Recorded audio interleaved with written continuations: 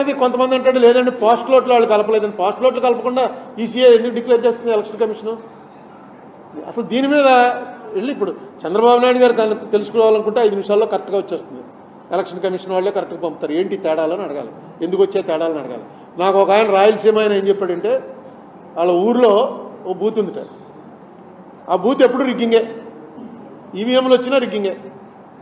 Last time ఆ ఊరిలో ఆ రిగ్గింగ్ చేసే మనిషి ఒక పార్టీలో ఉన్నాడు, ఈసారి ఈ పార్టీలోకి వచ్చాడు.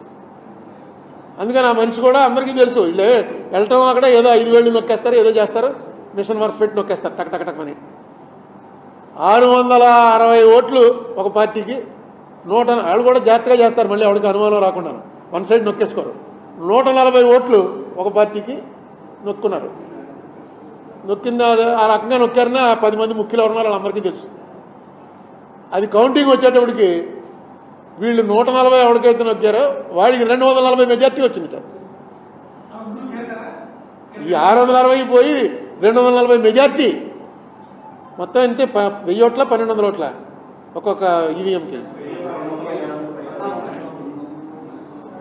అది చెప్పాడు ఏదో మోడీ ఉందండి అని ఫోన్ చేసి చెప్పాడు. మేము మా ఊర్లో ఎలాగ ఎప్పుడూ వాళ్ళు నొక్కేసుకుంటాం, ఎవడు రాడు పోలింగ్కి, ఇలా నొక్కుతుంటే ఎలా వచ్చేసింది, ఏదో తేడా ఉందని. కానీ నువ్వు చెప్తావా వచ్చంటే మేము ఎక్కడ చెప్పండి బాబు మేమే నొక్కేసుకున్నామని.